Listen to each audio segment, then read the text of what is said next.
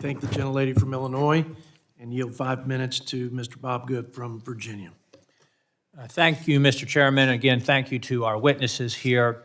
I agree with what my colleague was saying a few moments ago about the responsibility that we have as a House. We have primary responsibility for the power of the purse, if you will, and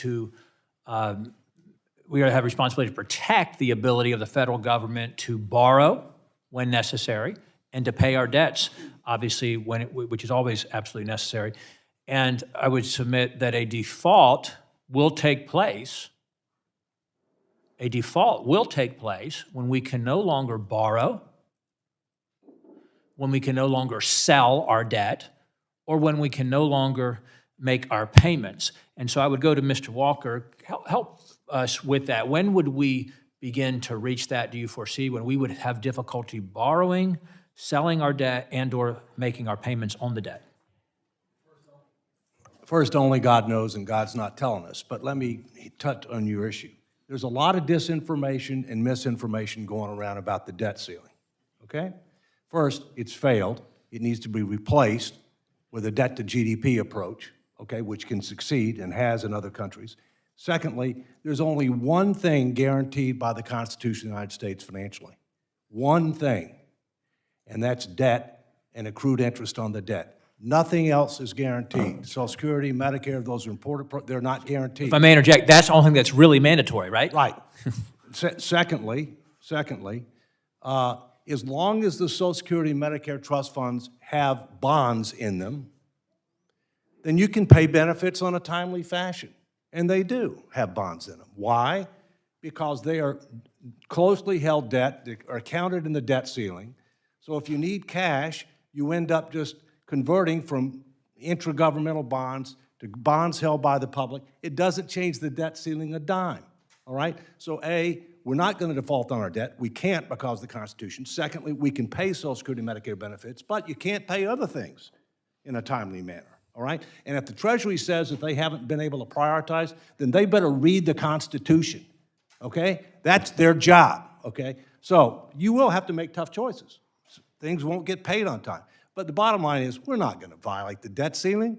The question is, what are the conditions to raising it? And there should be conditions. We are out of control.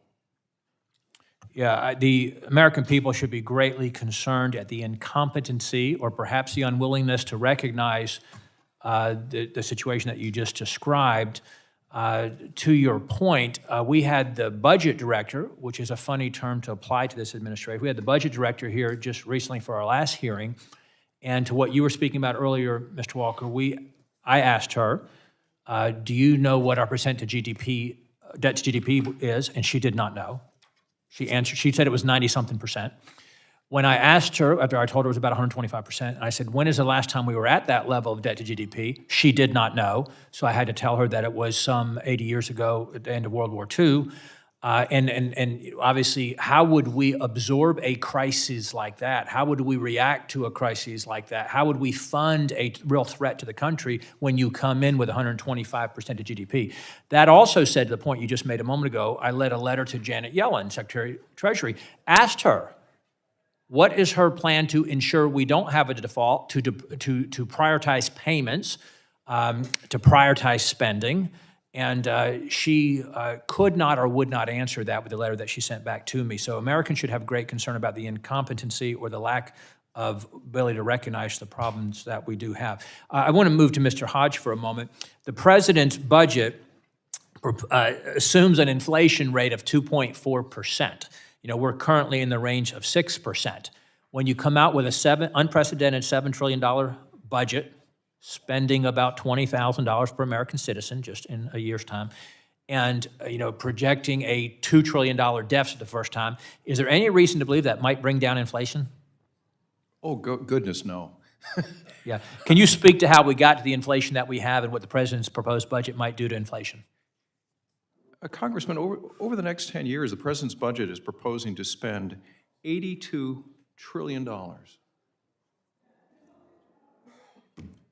I just let that sit out there. Let us absorb $82 trillion. Unfortunately, or fortunately, They're proposing to tax 65 trillion. Both are over the baseline.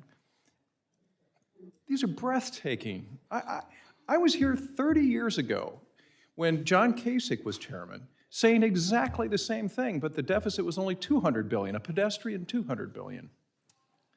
All of the things that I outlined in my testimony about cutting spending and solving the entitlement problems were true then in 1995 as they are today. The failure to deal with those problems in the interim has brought us to this point. Thank you, Mr. Hodge. I've exceeded my time, but that $82 trillion is about $1 million per citizen, or excuse me, per taxpayer, about $1 million per taxpayer. Thank you, Mr. Chairman. I yield back. I thank the gentleman from Virginia, and now to the proud representative of the next generation of Americans here with us today, Mr. Blumenauer from Oregon. 5 minutes. Thank you, Mr. Chairman, and I do appreciate your approach in terms of seeing if there are facts